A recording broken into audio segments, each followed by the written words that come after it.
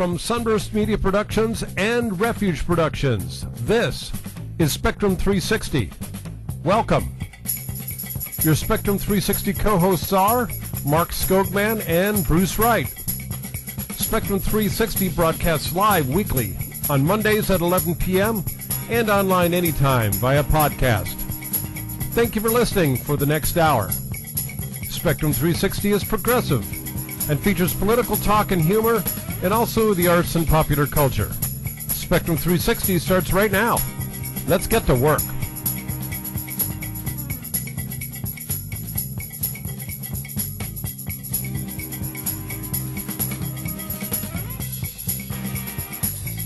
And so, my fellow Americans, ask not what your country can do for you. Ask what you can do for your country.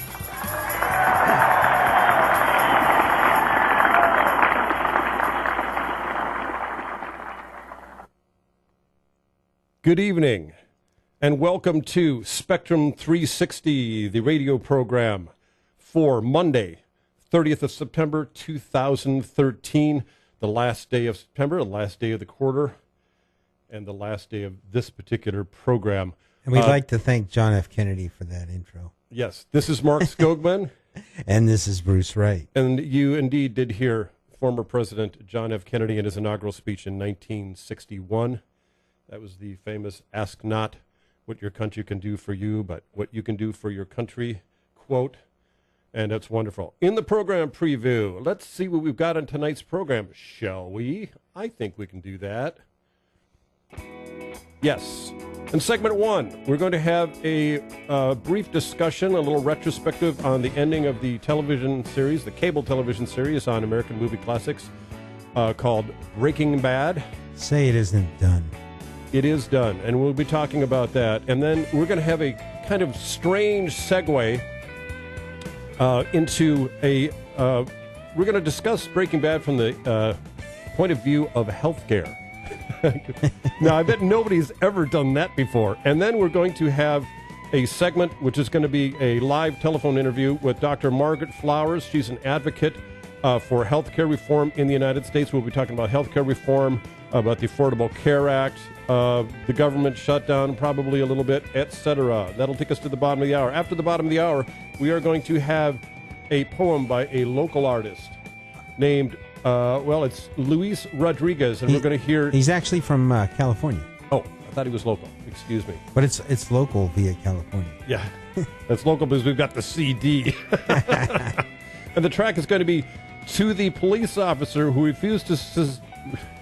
Refuses to Sit in the Same Room as My Son Because He's a Gangbanger." That should be an interesting poem. We had a great poem on the program last week by Tom Earl called "Dark Like the Contradiction of the Word Itself." This will be this week's installment in terms of poetry. And then after that, we're going to have, in the final segment, we will have John Nichols. This is going to be a speech, recording of a speech that I did of John Nichols speaking August 10th last month on Saturday at the Madison Concourse Hotel in Madison, Wisconsin, to the Progressive Democrats of America, speaking about his new book, Dollarocracy. Yes, Dollarocracy.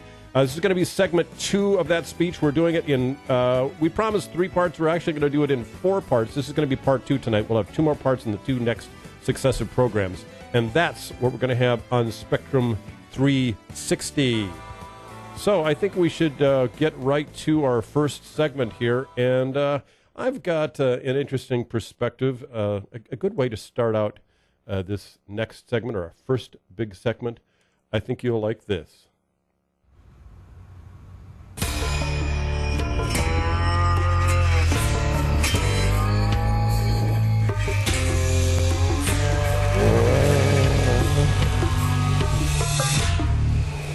You have just got to love that. That is going to be the strangest kind of...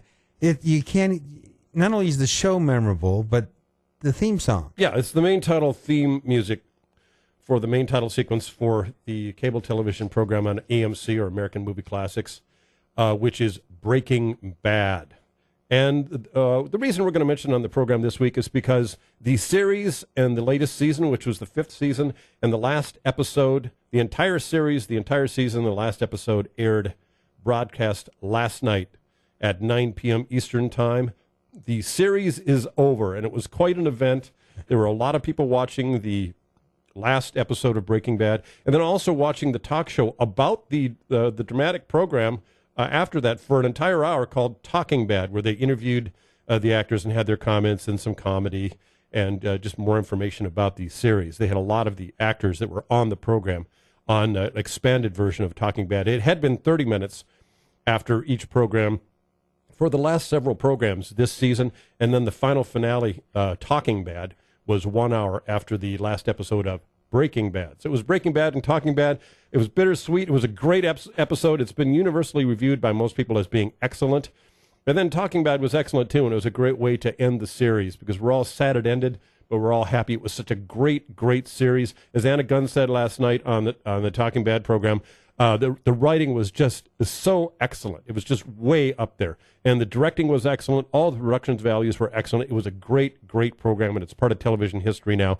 And also, the series ending party that Aaron Paul threw in Los Angeles last night raised $2.2 million for charity. I thought that was a very classy move. They donated all the profits from the way they promoted their series ending party to charity. $2.2 million raised by Breaking Bad for charity. I think that's a very, very classy way to end a program. So I wanted to talk a little bit about the aspects of the program that related to, of all things, healthcare. Because it was a very improbable, it's a very improbable story. It was improbable that it even started to get produced. It was even more improbable that it became a success, and such a huge success, where you have a 50-something white male who has lung cancer, and basically the story is a morality tale about what he does and doesn't do to save himself from the cancer and to support his family, et cetera, over 5 full seasons of television. So here the man has, he has major healthcare problems, and then he has major problems funding his healthcare, and that's the whole basis of the program. And he's a teacher that doesn't make enough money to live off of. Now, mind you, we're not trying to justify anything he did, but it is kind of interesting, the background there. And then his son, who has a physical handicap as well, who needs healthcare. So I don't know, it's kind of strange. And then in the end, who ends up funding, taking care of the family as he passes on is a corporate mogul who really stole from him. And his corporate partner in that the corporation that they started was some kind of intellectual property corporation. Right. I can't remember exactly what they actually did, but the name of the company was Gray Matter, and that figured prominently in the writing of some of the episodes. Well, it's interesting when you look at that and juxtapose it with the current crisis happening. You wonder to what extent are people going to go to take care of healthcare needs, and then you see a series like this, and boy, what can you say? Well, one thing I want to say that if you have healthcare problems and healthcare funding problems, it does not justify starting a methamphetamine lab, okay? Absolutely take that position not. very clearly. I think that's a little program. bit contrary to healthcare. We had a very interesting fictional series, but I do not recommend anybody try that in real life. Okay, absolutely not. But Breaking Bad has ended, so that's our coverage of that event. And now on to our next segment 2 of the program, where we're going to have a live telephone interview with Dr. Margaret Flowers about healthcare and about her activism on the issue. I'm going to read a little bit of information about Margaret Flowers by way of introduction. Margaret Flowers is a Maryland pediatrician who, for the last several years, has devoted all of her energies to speaking out and organizing for a truly universal and comprehensive healthcare program, one that goes far beyond the law just enacted by Congress. And by that, we're referring to the Affordable Care Act, or, quote, Obamacare, unquote. Rebelling against the daily injustices inflicted upon children and their families by a profit-driven health industry, especially the big insurances and drug companies. She left active medical practice in 2006 and resolved to work full-time for a health care plan that guarantees everyone the quality care they need and deserve. Margaret has since become one of our nation's most prominent advocates for a single-payer health program and improved and expanded Medicare for all, and we'll be talking about that. And unlike the health bill that has just passed, a single-payer plan would cover everyone without exception. It would allow for free choice of doctor and hospital, much contrary to the propaganda that says you won't be able to. And it would require no copays or deductibles. It would also cover the full range women's reproductive health services.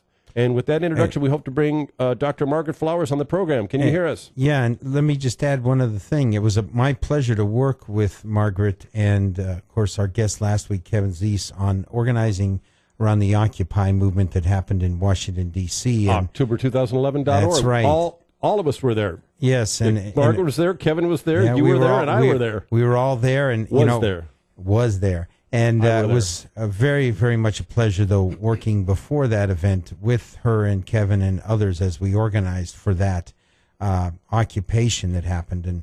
And just her work from that point on, in addition to what was mentioned, she is a member of the Green Shadow Cabinet and has been an outspoken proponent of single-payer health care, as was mentioned, and also a critic of some of the plans that have passed thus far, including Obamacare, which in roughly about 45 or 46 minutes from now, supposedly the government's going to shut down. So without further ado, Margaret, are you there? I am, Bruce. Thank you for inviting me. Yes, so glad to have you on. Mark and I are pleased to have you on, and just your amazing knowledge of this very issue. So I guess we could just start off. We start off with a bit of a quasi-dark humor situation with Breaking Bad. But what is your take on what's going on right now? There is this Obamacare that was passed, but they're trying to prevent it. And, of course, I know you advocate for something much more comprehensive, and so do we, single payer. But right. Kind of share with us your thoughts on this.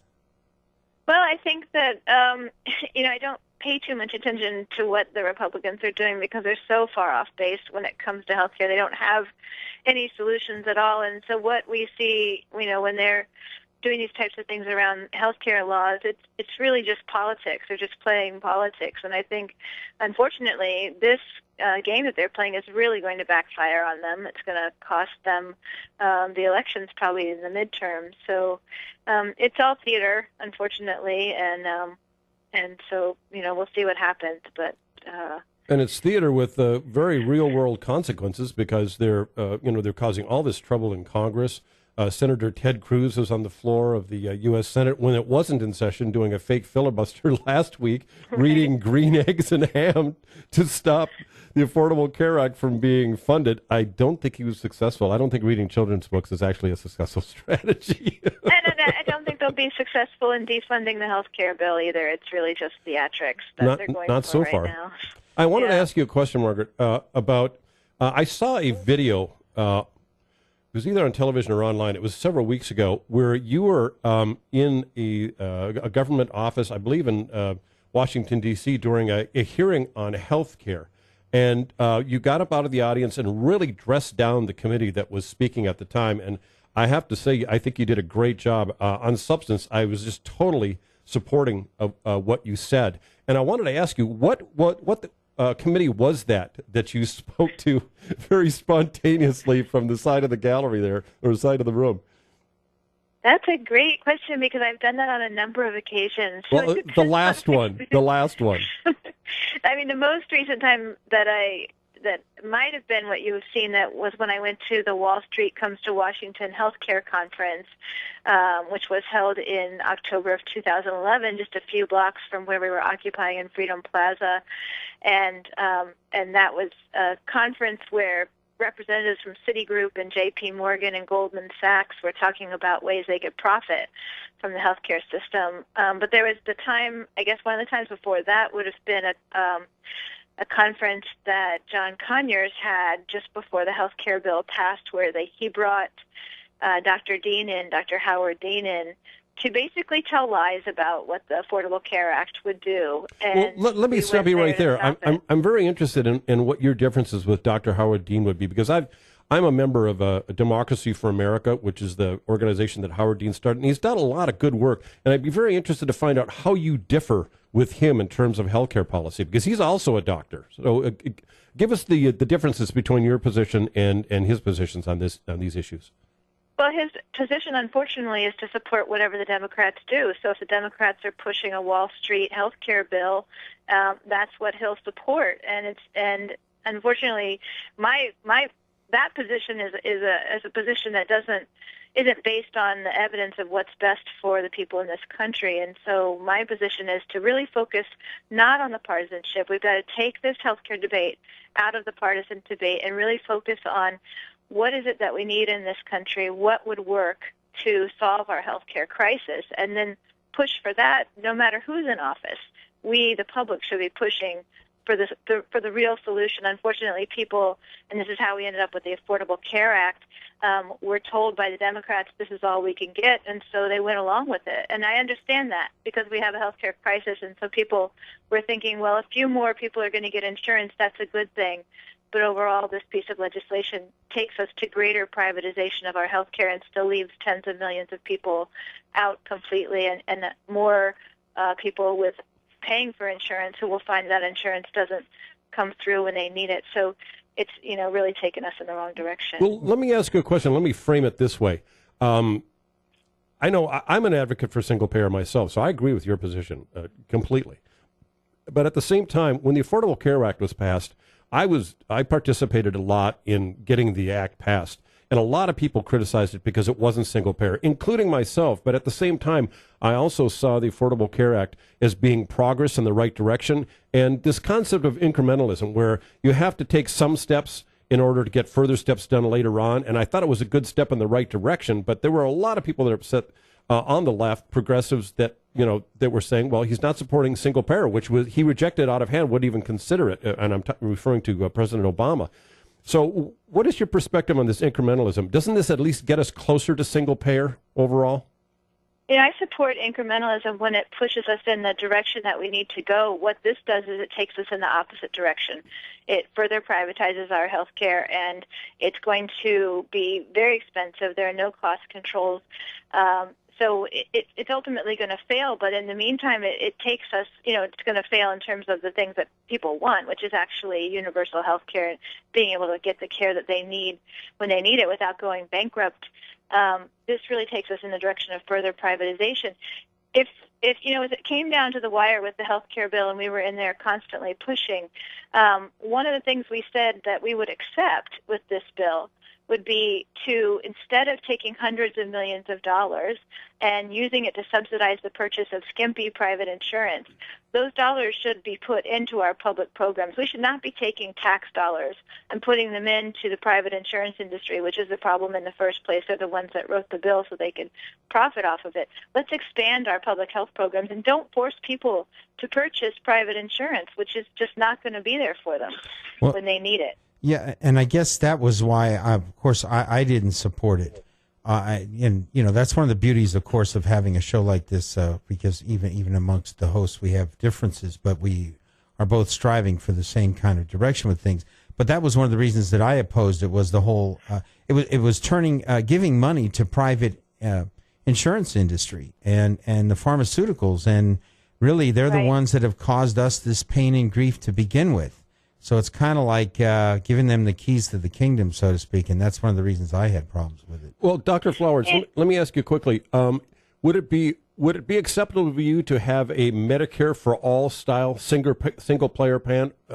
Let me try that again. Oh, absolutely, Medicare plan. For all. Yes, that's what we were pushing for in Congress, and that was what we were trying to get into the debate. I think what people need to understand in this country is that the top corporations in this country are the health insurance corporations. The top CEOs, top paid CEOs, are not the oil industry.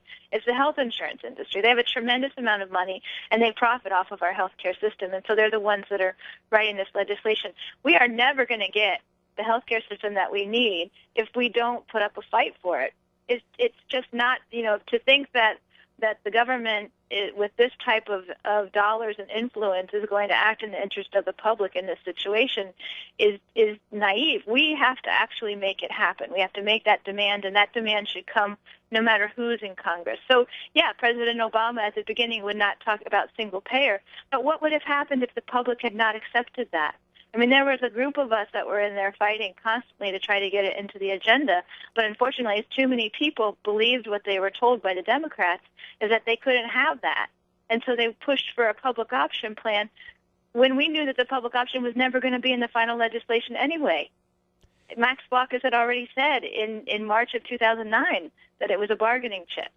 So unfortunately, people were kind of lulled by all of this marketing and theater that went on in Congress to make them believe that there was actual healthcare debate and process going on. But the whole thing was scripted from the beginning to be a Wall Street healthcare. Well, yeah, I mean, Max Baucus, he was not helpful in the process at all. He was basically compromised, and he became a representative of the healthcare industry rather than a representative of his constituents. I think that's very clear. And also, I believe it was also former Senator Ben Nelson from Nebraska was basically doing the same thing. He was heavily influenced by the healthcare industry and was basically representing their interests in Congress rather than the interests of the American people. Yeah, and Baucus was the one driving the whole process. Yes. And he hired a staffer who was a former vice president of public policy at WellPoint to oversee that. Yeah, and the whole phoniness of this, as you're underscoring, is so important to bring out to people, because there's a third understanding of what's going on right now, and that is not the supporters of Obamacare or the Republicans fighting against it, but really what got lost in the translation, which is why we're glad we had you on, was this whole notion of single-payer health care. And really, when you think about people's well-being being put in the hands of profiteers, it is something that has to be discussed while all of this is going on and brought out to the forefront. And that's why we're, of course, honored to have you on it to discuss this, because it's such an important issue. And I know that Jill Stein made it a very big issue, too, when she was running for president with Sherry Honkala with the Green Party. And what is the next step, though? Because it's obvious this is passed, and it's going to, despite what the Republicans say, going to go into action. And, of course, I have concerns personally because I have no health care at this point. And so I'm not sure what that's going to imply, especially for people that are low income. So maybe you could share a little bit about what the next steps are to continue to fight for single payer, but also what is this going to mean, this bill, to low income people? I think it's important for people to understand that we are already spending enough money in this country on health care to provide high-quality, comprehensive, lifelong care to every person in this country.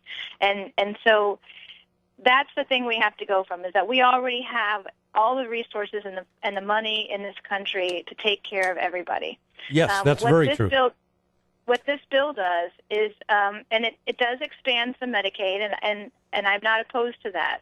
I think that, our public health programs should be expanded. Medicaid is not an ideal insurance. It varies from state to state, and it tends to, in some states the coverage is okay, but in others it's hard to find care.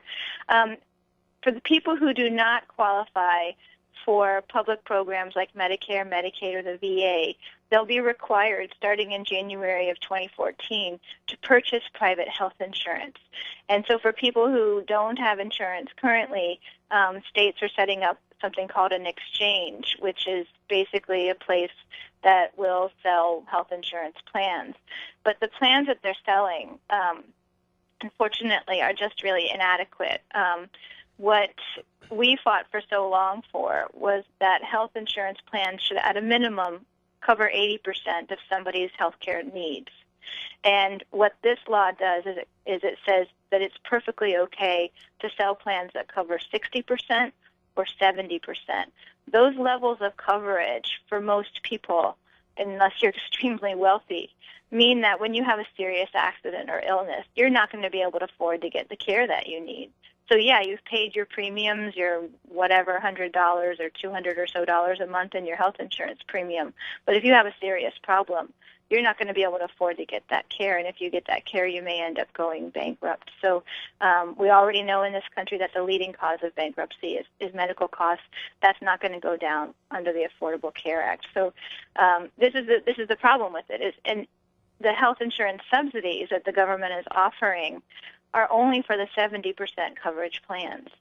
So that's a very skimpy plan. The other thing that we're seeing, because the health insurance companies have been required by this law to accept everyone, even if they have a pre-existing health condition, is that the health insurance plans are restricting their networks. So they're limiting the number of physicians that they'll include in their networks. They're limiting the hospitals. They don't want the specialty hospitals, the ones that take care of actual sick patients, and they don't want the public hospitals in their networks. So patients are going to find that it's going to be, you may have insurance, but it's going to be hard to find a facility where you can actually get care that will be covered by that insurance. Well, Margaret, so I think people are going to find over the next year that they were really sold a bill of goods with this law. Well, Margaret, we of course want to thank you. Our time is up here, but I want to inform people how they can find out more about single-payer health care and the work you're doing. So if you can give us some kind of contact, that would be wonderful. Thank you. Yeah, I mean, the struggle continues, and actually we're having our national strategy meeting this weekend in Nashville, Tennessee. So you can go to healthcare-now.org. Healthcare-now.org is the national grassroots group fighting for single-payer health care. And then the other is Physicians for a National Health Program, and that is pnhp.org. You can learn, there's lots of articles there describing what single-payer is. You can invite a speaker to come and speak to your community group about it. So visit those websites. Well, Margaret, it was great to see you in Wisconsin and Madison as well at the Democracy Convention. We were all so busy that I didn't even have a chance to even say hi to you or Kevin Cease when you were in town, and then you left pretty quickly. So a belated hello from Madison, Wisconsin that I didn't get to do there. Yes, and thanks again for taking the time, Margaret, because this is such an important issue, and of course it couldn't be more current than now with the impending shutdown in allegedly 30 minutes. Thank you so much again, and we will be in contact for further interviews. Great. Thank you, Bruce and Mark. Thank you. Thank you. And this is Spectrum 360 radio program on WTAN. We are going to take a break for news and some commercial announcements. We will be back with the second half of Spectrum 360 Poetry and John Nichols. Stay tuned. Affordable Health Care Act for a year. There are signs that some Republican unity is fraying, and President Obama said they will not let the health care law go. The Affordable Care Act is moving forward. That funding is already in place. You can't shut it down. This is a law that passed both houses of Congress, a law that bears my signature, a law that the Supreme Court upheld as constitutional, a law that voters chose not to repeal last November. While the government seems like it's shutting down at midnight, something else happens at the same moment. Obamacare takes effect and people can start signing up for it. Health and Human Services Secretary Kathleen Sebelius says she'll consider the program a hit if... Well, I think success looks like at least 7 million people having signed up by the end of March 2014. This is NBC News Radio. We're talking to Eric Serene, who's been with Bill Dawson at Best Services for 27 years. They're the official air conditioning service of the Tantalk Radio Network for more than 20 years. We all have air conditioners, and when it gets hot, there's a lot of problems with them because they haven't turned them on for a long time. Why should they call Best Services, Bill? We provide 24-hour service, and obviously our guys have the experience and the expertise to provide quality service. And we're known for our honesty, integrity. You know, a lot of people could say that, but no, that's really important. It really is. We're talking to Eric Serene with Bill Dawson at Best Services. They have 24-hour emergency service. Here's how you reach them. In Pinellas, it's 727-773-0151.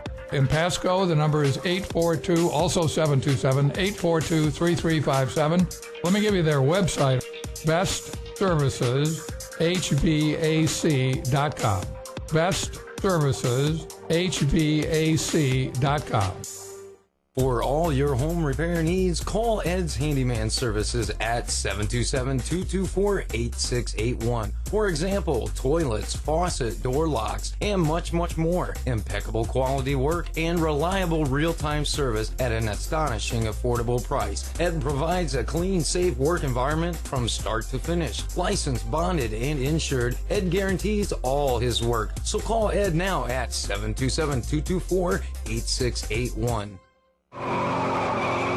You may be owed some money. After 911 and 411, call 541. That's 727-541-1741. Call Gulfstream Motorsports for a diminished value report. Due to my 28 years experience in the auto salvage business, I'm very good with wrecks. So if your car's been involved in a wreck, call me for a diminished value report. Call 727-541-1741. You may be owed some money for the lost value of your repaired vehicle. And visit us at GulfstreamMotorsports.com.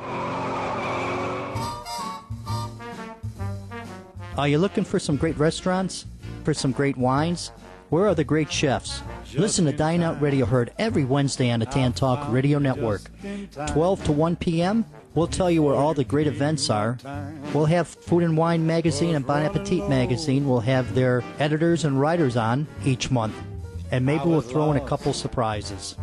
Check out the website, diningoutradio.com. Let's do it. What do we got? What's with rich people? I hate all of them. I'm just kidding. What is we that? have lost so many young people who are the children of rich people. Oh, and the rich people are not stepping forward and saying, "Hey, we're gonna help get the message out." I don't get it. The Prescription Addiction Radio Show, brought to you by Novus Medical Detox and Suncoast Rehabilitation. Tuesday nights from 5 to 7.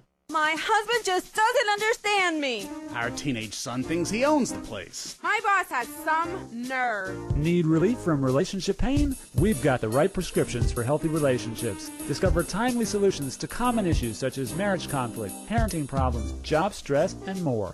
Our hosts, Mike and Harold, lead rousing discussions with great guests, and we take your calls too. Tune in every Sunday afternoon at 5 o'clock for...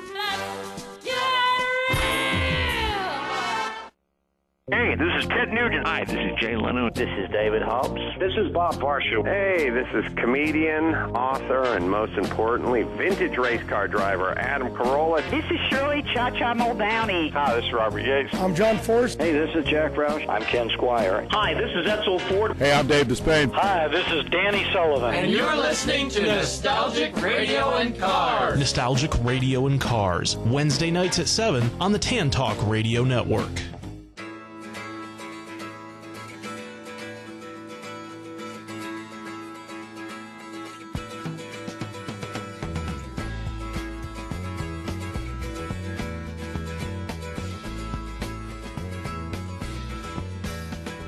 Alrighty then, welcome back to Spectrum 360. I'm your host, Bruce Wright, with my co-host, Mark Skogman. That's with one G, by the way. He's going to beat me later with a wet noodle. I put two G's. It was, I guess, one of those kind of dyslexic things or something. Anyway. That's not my name. Yes, don't call him Skogman. Just call him Skogman. But anyway, we just we're so pleased to have Margaret on earlier, and we're grateful that she was on for our segment on healthcare. Next, we have a segment of a poet that I know quite well. His name is Luis Rodriguez. He is from Los Angeles, California. Been very involved in activist circles, particularly on Latino rights, as well as union organizing among the Latino community, and is also with the League of Revolutionaries, which, by the way, we want to thank real quick a few of our sponsors before this poem comes on. We'd like to thank The Refuge. They can be reached at 727-278-1547. The Poor People's Economic Human Rights Campaign. They can be reached at economichumanrights.org. Veterans for Peace, Chapter 119 in St. Petersburg. Look for them on Facebook. And Gennaro's Coffee House, 1047 Central Avenue North. Call 727-202-6956 for their many programs, including poetry on Saturdays and movies on Mondays. But without further ado, let's get to this poem by Luis Rodriguez. Quiet, numbskulls, I'm broadcasting. Yeah, that's what we're trying to do. Here's an excellent poem.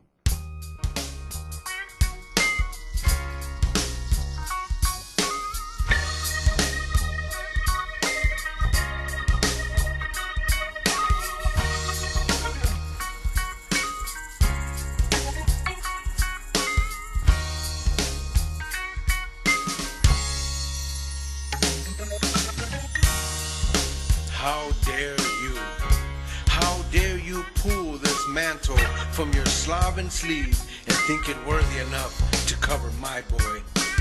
How dare you judge when you also wallow in this mud? Society has turned over its power to you, relinquishing its rule, turned it over to the man in the mask, whose face never changes, always distorts, who does not live where I live, but commands the corners, who does not have to wait the nightmares, the street chants, the bullets, the early morning calls, but looks over at us and demeans, calls us animals, not worthy of his presence, and I have to say, how dare you? How dare you? I'm only human. You make mistakes too.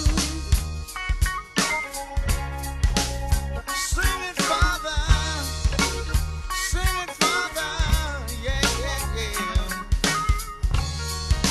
My son deserves to live as all young people. He deserves a future and a job. He deserves contemplation. I can't turn away as you, yet you govern us. Hear my son's talk. Hear his plea within his pronouncements, his cry between the breach of his hard words.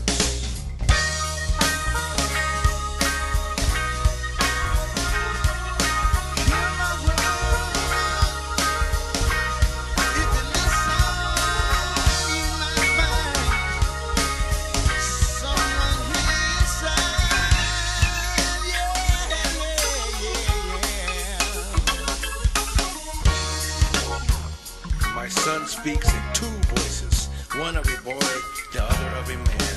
One is breaking through, the other just hangs. Listen, you who can turn away, who can make such a choice, you who have sons of your own but do not hear them. My son has a face too dark, features too foreign, a tongue too tangled, yet he reveals, he truths, he sings your demented rage, but he sings.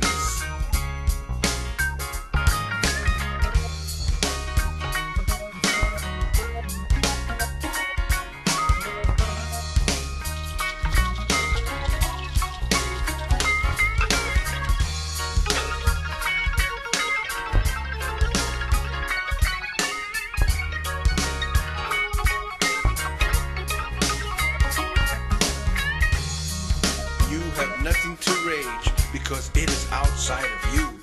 He is inside of me. His horror is mine. I see what he sees. And if my son dreams, if he plays, if he smirks in the midst of moon glow, there I will be, smiling through the blackened, cluttered, and snarling pathway toward your wilted heart.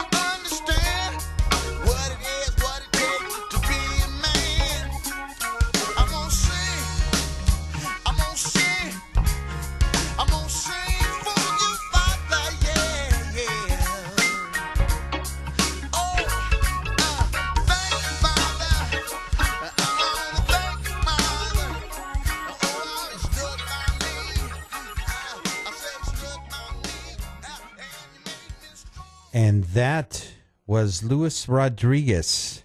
David Marsh, editor of Rock and Rap Confidential, characterized Luis Rodriguez's poems as some of the greatest in modern times, written from a very personal perspective as well as an understanding, a gritty understanding of the streets.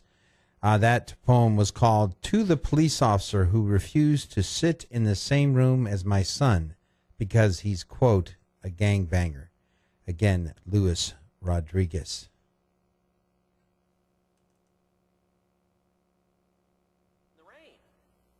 I would not, could not in the rain. Not in the dark, not on a train, not in a car, not in a tree. I do not like them, Sam, you see. Not in a house, not on a in a box. Not with a mouse, not with a fox. I will not eat them here or there. I do not like them anywhere. You do. And, as promised, We are going to have the And next that was segment. not a good poet. Yeah, we'll explain who that was in a little while. This is the next installment of our John Nichols speech. John Nichols, in the 10th of August, 2013, speaking to the Progressive Democrats of America about his new book, Dollarocracy, and about the problems we have with politics in this country. This is a great speech, and this is the next installment. Enjoy. About 16 minutes.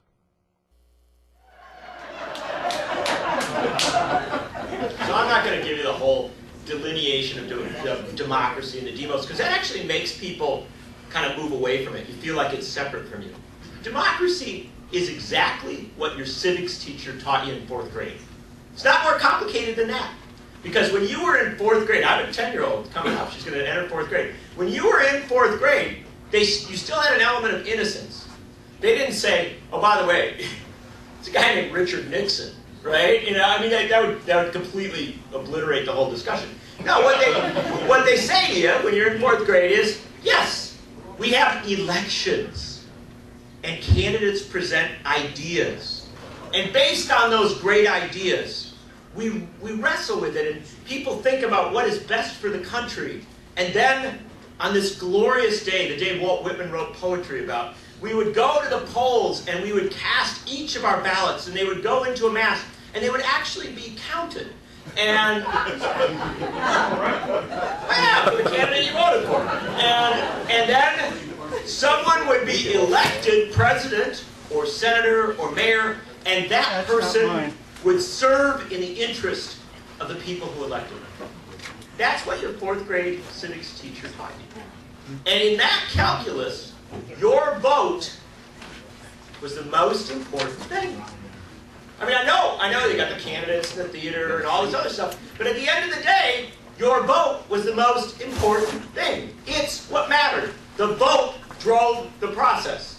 Democracy was the vote. We fought and we died for the vote. We didn't die for some Socrates Greek concept of the demos. No. George McGovern flew that plane over Yugoslavia, dropping those bombs on the Nazis. He got shot down, he crashed that plane, he saved his crew, and he fought his way back to the front lines to fight again for the vote, for giving people the power. That's what this has always been about. Our wars have been about maintaining our right to run things, helping other people to run things. That's supposed to be the concept. But that's no longer the case anymore. We have not had an election in this country in modern times where the vote mattered more than the theater. And it's getting worse and worse and worse.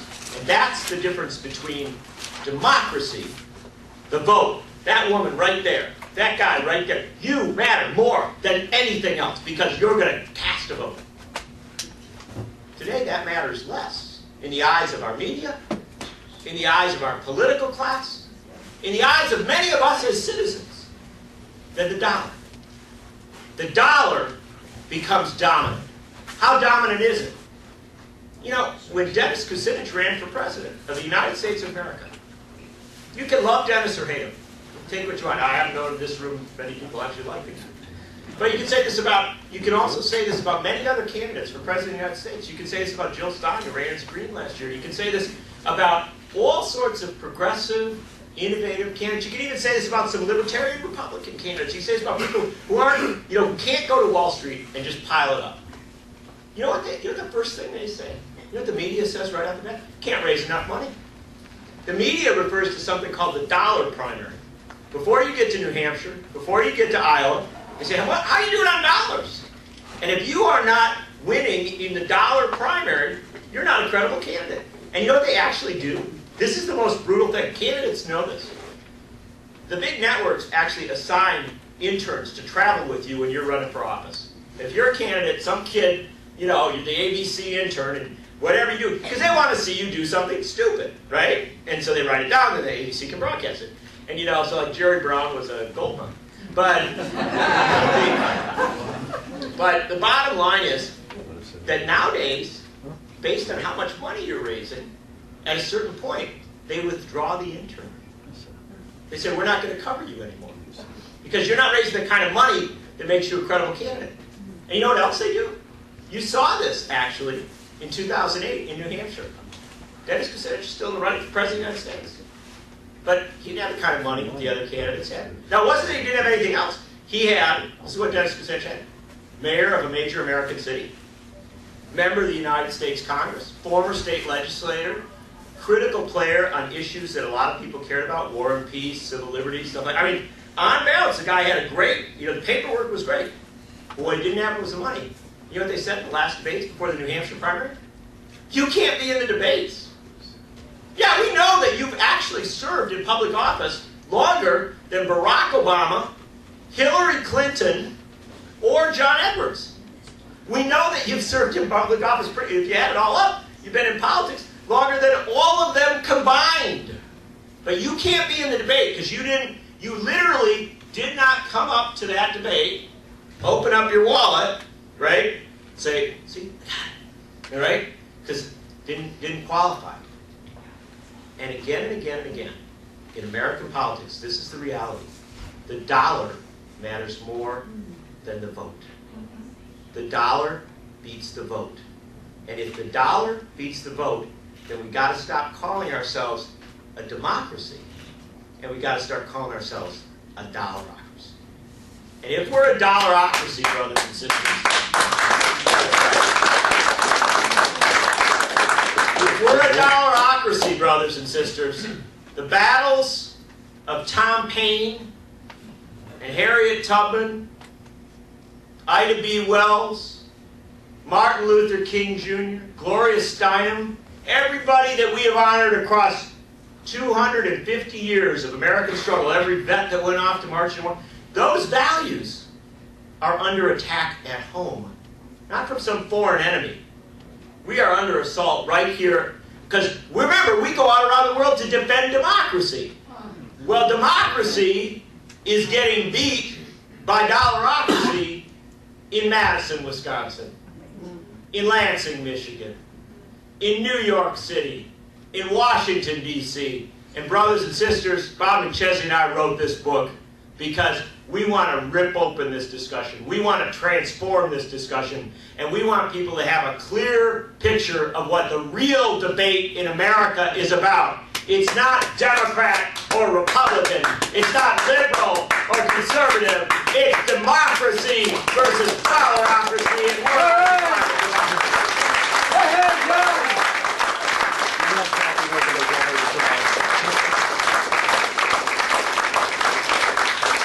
And what are we going to do about it, man? That's a problem, right? Because what I've done now in the first few minutes of talking with you folks is tell you what you already know. And I want to emphasize that there's nothing a crowd likes better than being told what they already know. Especially if it's what they already agree with, right? No, it's a painful reality that we often come out and repeat the knowledge that we have and maybe put a better phrase on it, a better spin on it. But the point of this book is something very, very different than that. We want a better understanding of the whole thing. And so this is not a book about money and politics. And I understand, I want to pause, underline that point, put a big circle around it. This is not about money and politics, because if it was just about money and politics, that's a very simple concept. What's happened here is something far, far more serious. We've become a dollarocracy, we are becoming, I think we still got threads of democracy in play, and that's why we fight on. But we're becoming a dollarocracy, not merely because the Supreme Court issued the Citizens United ruling. Citizens United ruling, if that didn't exist, you know where we'd be? In the glorious days of 2009. I mean, the fact of the matter is that all the Citizens United did was put a cherry on top of that incredible cake that they had baked over 40 years for the Koch brothers and for Karl Rove and for people like that. The reality is that we have to be very, very careful about presuming that there's just one bad thing that happened. No. We've had 40 years of bad thing that happened.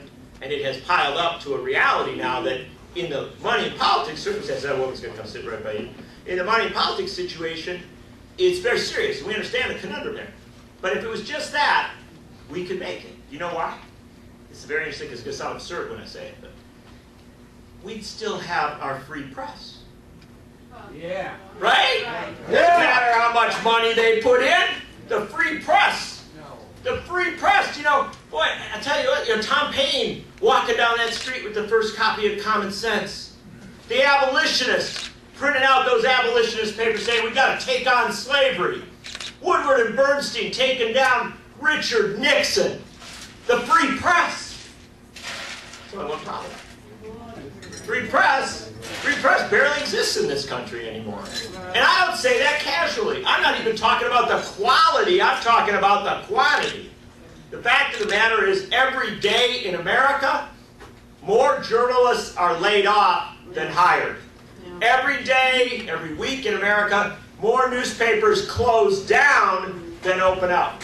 In fact, over the last 5 years in this country, we have seen daily newspapers in Seattle, in Denver, in Albuquerque, in Phoenix, in Tucson, in Kansas City, Kansas, across this country, daily newspapers literally shut down.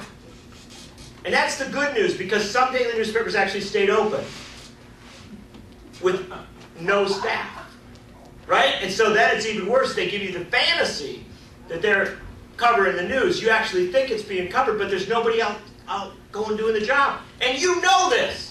I'm not telling you something you don't know. It's just you don't think about it in the context of what it's done to democracy.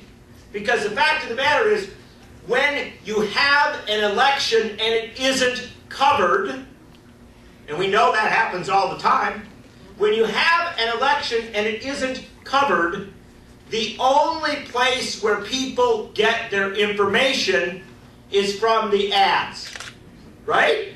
Unless they're super citizens and PDA members and Bets for Peace. We know they are all sitting on the internet at 4 a.m. checking things. But you people are not the mainstream of the American experiment. The mainstream of the American experiment is, unfortunately, not checking the internet at 4 a.m. to see what just happened. It's getting what little information it does from TV news, from a little bit of radio, and from a newspaper now, where there literally is more space devoted to the comics. I guarantee you, any day, there is more space devoted to the comics than to your local government. Guaranteed. More space to the horoscope than to your county government. They don't do it anymore. Television doesn't do it. Radio doesn't do it. TV or newspaper doesn't do it. And the internet doesn't do it. Because the internet, as much as we love it, what the internet does, by and large, is take what TV, radio, and the newspaper did and reposition it, and maybe they comment on it. But how do you comment on nothing? You call it Fox. But the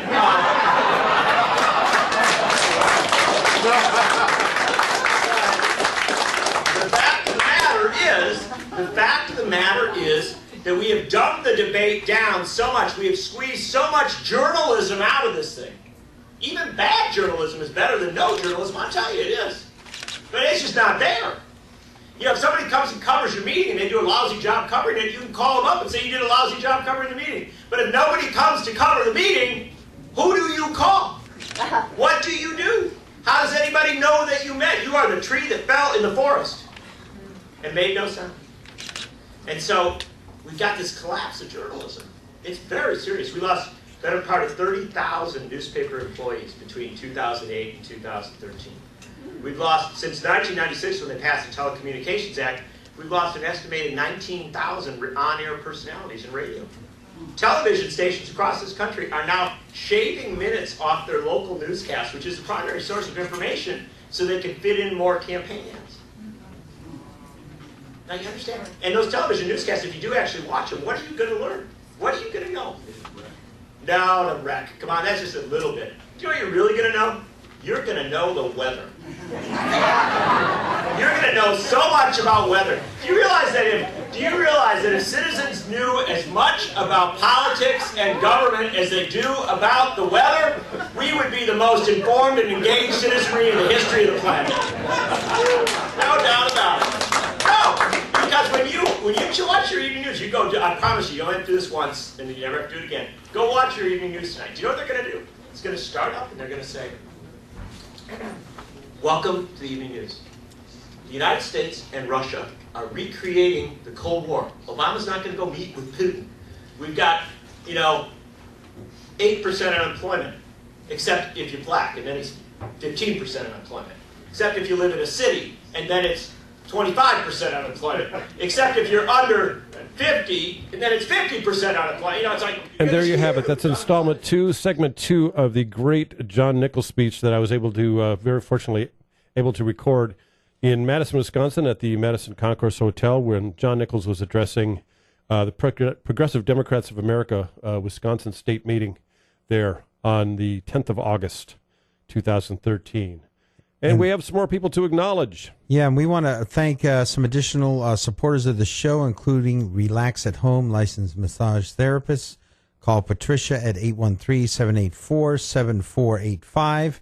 My Place in Recovery, an addictions recovery program, as well as a thrift store that's having its grand opening this Saturday.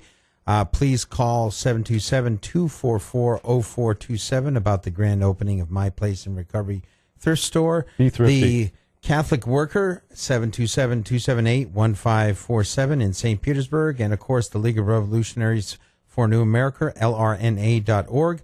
Next week, we are going to have a show on racial profiling, including a local guest, the president of the National People's Democratic Uhuru Movement, who recently was racially profiled.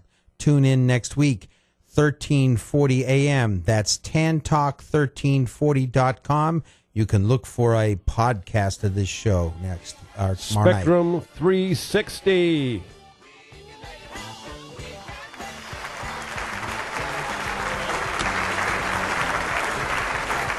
Spectrum 360. We'll see you next week for another great program. Thank you for listening. That's all, folks. We can make it happen. Yeah, we can make it happen. We